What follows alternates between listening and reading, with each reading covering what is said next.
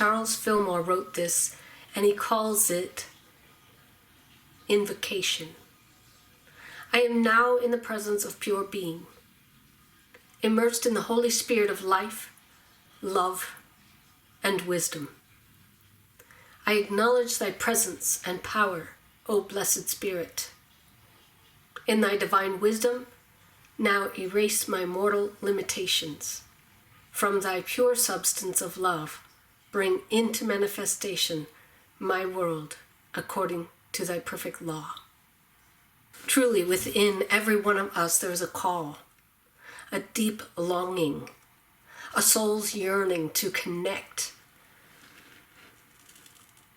commune with, and be in conscious union with a power greater than ourselves, which we call God, beingness, divine mind, spirit, source, law, all good, principle, substance, life, love, power. And that longing of our soul is a longing to be home. There is an innate yearning at the depth of our being to connect with, commune with, live from this higher presence and power. Am I right? And whether or not we dive in and answer the call will determine the level of contentment, peace, and plenty we experience in our lives. So we're going to dive in head first.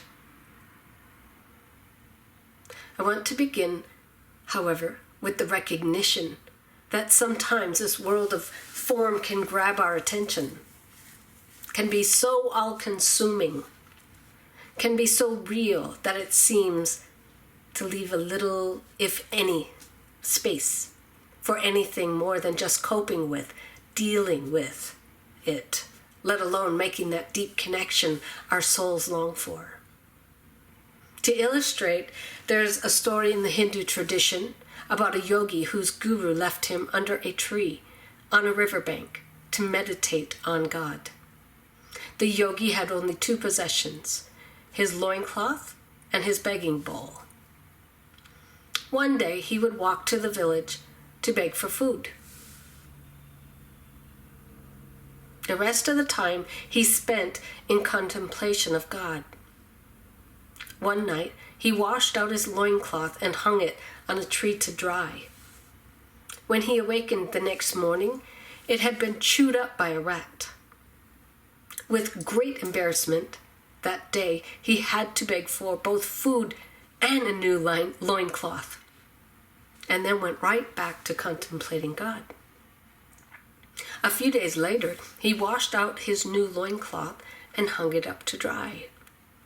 Once again, the rat chewed it up during the night. So what was a yogi to do? It was unseemly for a man of God to keep begging for loincloths. So he got a kitten to chase the rat. But the kitten was hungry, and soon the yogi had to beg for milk. It was embarrassing to beg for milk.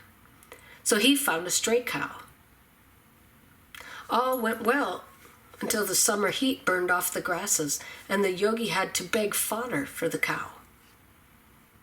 It wasn't good to have to beg fodder, so when the rainy season came, the yogi planted some crops. The crops prospered in rich soil, but so much of his time was spent farming that he could hardly meditate. So he hired laborers to tend his fields, but they needed supervision, which disturbed his meditations. To oversee the workers so that he could get back to God, the yogi decided to take a wife. But she didn't want to live under a tree by the river, so he built her a house. And it needed to be a large house, for she was soon with child. The yogi grew fat and wealthy, by the banks of the river. One day, when he was sitting under his meditation tree, resting, a familiar figure approached. It was his guru, who surveyed the scene with a wide-eyed look, and he said, "Student? Student? Is that you? Did I not leave you under this tree 5 years ago to contemplate God, with nothing but a begging bowl and a loincloth?" The yogi bowed his head, gestured to his vast estate, and he said, "Revered teacher,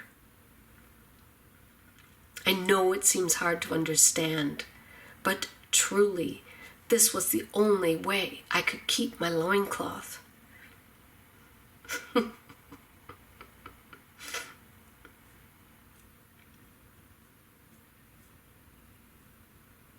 Can anyone relate to that? It can be easy to get distracted from our relationship with God, with the things of the world calling for our attention, can't it? But if we desire to experience true peace, true prosperity, if we desire a deep contentment, satisfaction, and happiness in life, if we desire to fill the space of longing in our hearts, we must find our connection to Source. Or to phrase it consistent with our month's theme, we must move into the ways of the mystic.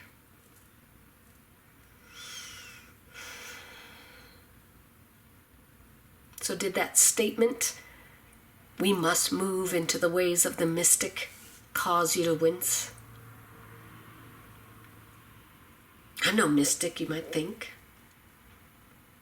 Yes, I want to feel that longing, but saying I must go the way of the mystic leaves me out. Mystics are saints, exalted ones, holy men and women, sages, and gurus who sit atop of mountains, meditating 24/7 and knowing the meaning of life. That's not me. But that is a misconception, my friends. Dr. Ernest Holmes, in the Science of Mind text, does a beautiful job of describing a mystic. A mystic is not a mysterious person, but is one who has a deep inner sense of life and of his unity with the whole. A mystic is one who intuitively perceives truth and without mental process. In other words, without having to think about it, arrives at a spiritual realization. The mystic senses the atmosphere of God. The mystic sense reveals the greater truth and knows that as infinite as the divine being, it is still personal to all who believe in its presence. Neville, in his book, Your Faith is Your Fortune, he wrote, "Consciously claim yourself to be that which you seek. Appropriate the consciousness of that which you see, and you too will know the status of a true mystic." Isn't that what we are doing when we say, "I am now in the presence of pure being, immersed in the Holy Spirit of life, love, and wisdom? I acknowledge thy presence and power, O blessed Spirit. In thy divine wisdom now erase my mortal limitations. From thy pure substance of love bring into manifestation my world according to thy perfect law."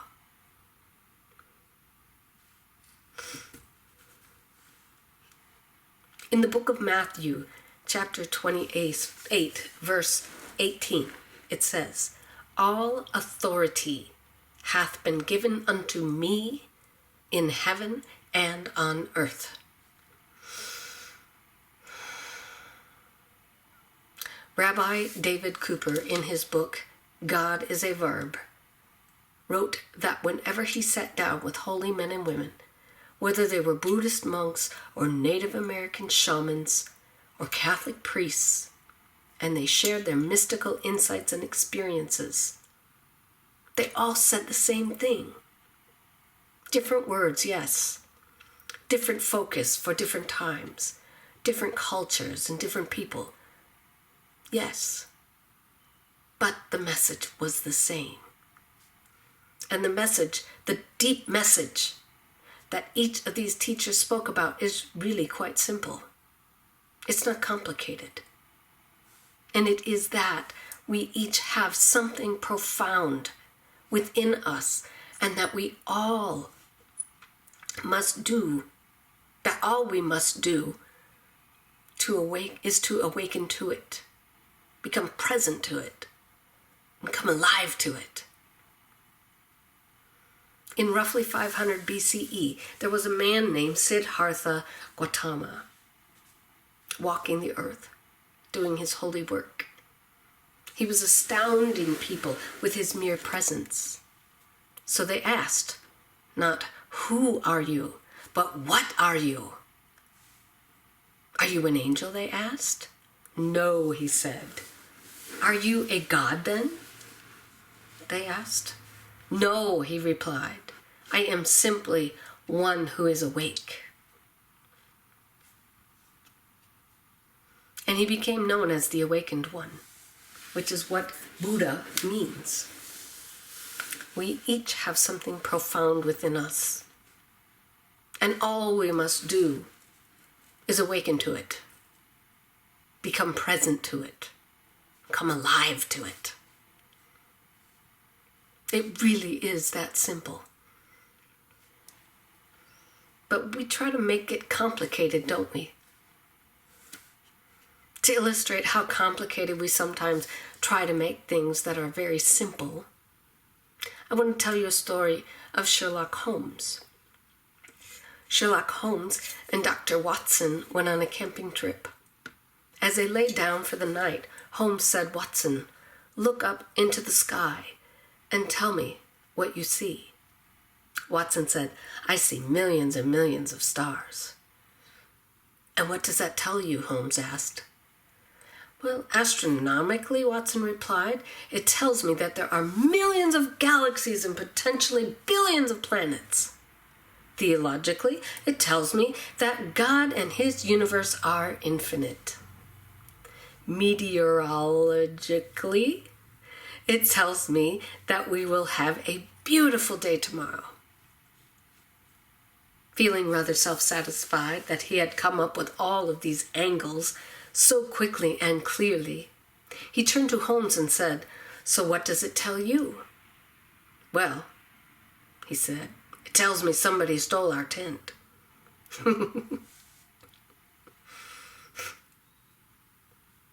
We try to make it complicated, but it really is that simple.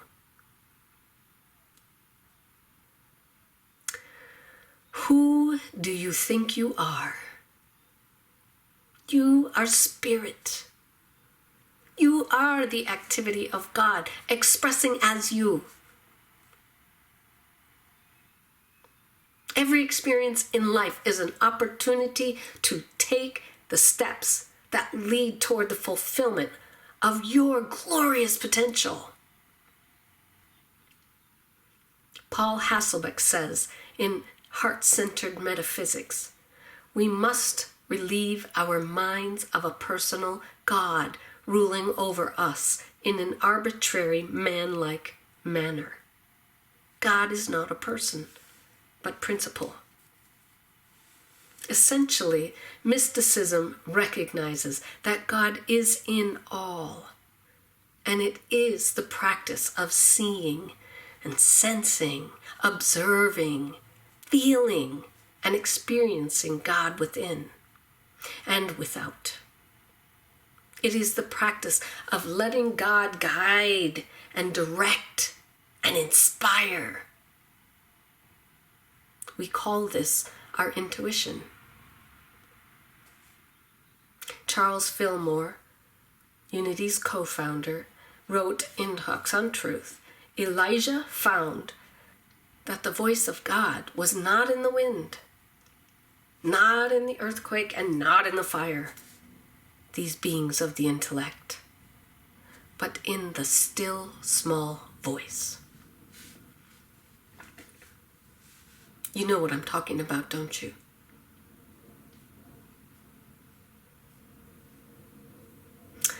We all are natural mystics when we get out of our heads and into our hearts. We can be drawn to these deeper levels. The Buddha said, "Let your mind become clear, like a still forest pond." I want to use the metaphor of a still forest pond to take us this morning to that mystical place, if you'd like to go with me.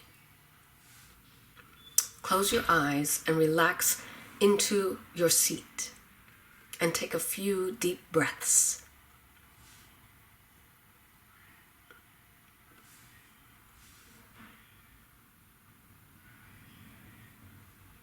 I want to use the metaphor of a still forest pond. So bring that forest pond to mind as you settle into your seat. In our forest pond, there are 5 levels. And you are going to be slowly dropping a pebble down into the pond and watch it descend the 5 levels. Level 1 is the surface of the pond. On the surface of the pond, it is not very still. On the surface, there are all sorts of disturbances. The water is churned up by the wind, pelted by the rain, frozen by the cold temperatures, thawed by the warm temperatures. Leaves and dirt litter the surface. All the disturbances to the pond are visible at this level. The surface of your mind is also where all the activity, all the disturbances exist. We might call this level the chatter level. At this level, 60,000 thoughts per day breeze across your mind. This chatter is about finances, deadlines, health, children, appointments, shopping lists, retirement, vacation choices, world unrest, government issues, conflict at work, relationships, and last night's dinner. The thoughts are endless. And of course, this is where the ego lives, with all of its hurts and upsets and judgments. But you know, just because the surface is being whipped around with mad activity, it doesn't mean that all that activity is going on below the surface. Some surface litter does not make the pond impure. And so let your rock drop down just below the surface. To level 2, just below the surface, the disturbances have very little impact. The storm may be still above, but its presence is not felt in the same way here as it was when you were right in the middle of it.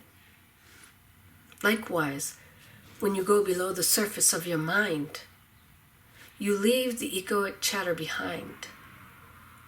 Here, the constant entering and exiting of thoughts is replaced with a different kind of thinking. You have more control of the thinking process, though you are still a long way from the silence of the deep. But here, your thinking is more focused. As you sit still, you may find that your thoughts are now on analyzing. Those silent comments you make as you assess your progress or lack of it, others' progress or the lack of it, even as you proceed with this meditative process. But just go back to your pebble and see it falling through this second level, leaving your analyzing mind behind, to level 3, well below the surface. The pebble is now well below the surface of your mind. Feel the chatter lessening, as well as the need to analyze everything. Allow your mind to see the flow of how things are. See the flow of how things are all connected and held together. At this level, begin to experience more of your spiritual nature. At this quiet level, deep below the surface, accept that people are unique and that you may not understand how and why everyone behaves the way they do, including yourself. But here, there is no need to analyze.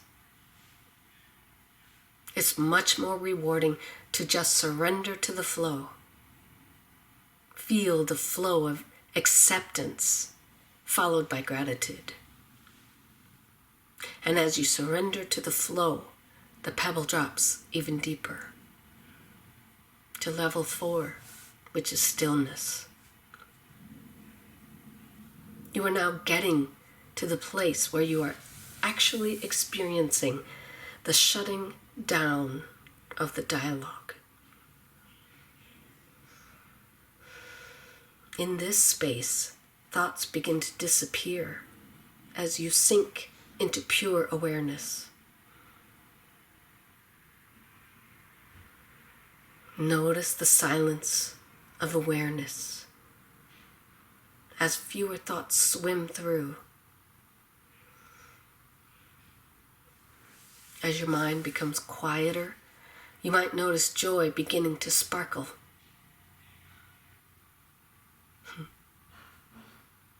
And as great mystic Teilhard de Chardin once said, joy is the infallible sign of the presence of God.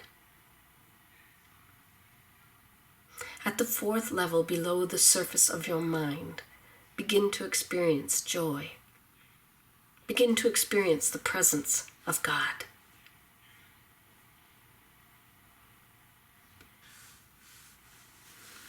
And yet, there is still one more level to which our pebble is going to drop. Level 5, the field of all possibilities. This is the final resting place for our pebble. This place is beyond mere quieting of the mind. Here is the place within where you empty your mind of all thoughts and experience the stillness. This place is very hard to describe in words. Here, rather than focusing on any thought, put your inner awareness on the space that exists between the thoughts. It is the field of all possibilities. There are no distractions here.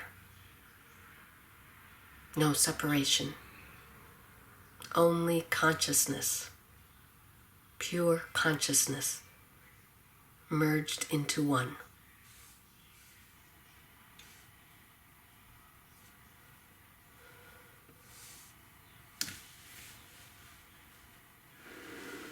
All of the great mystics have agreed that the soul is on the pathway of experience, that is, of self-discovery,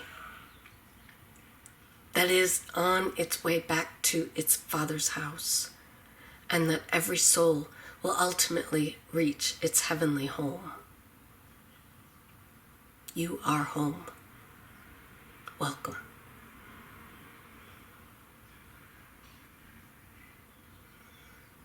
Our affirmation for today is I am one with the great presence and power of God. And it flows through me now. I am forever one with life. I am forever one with love.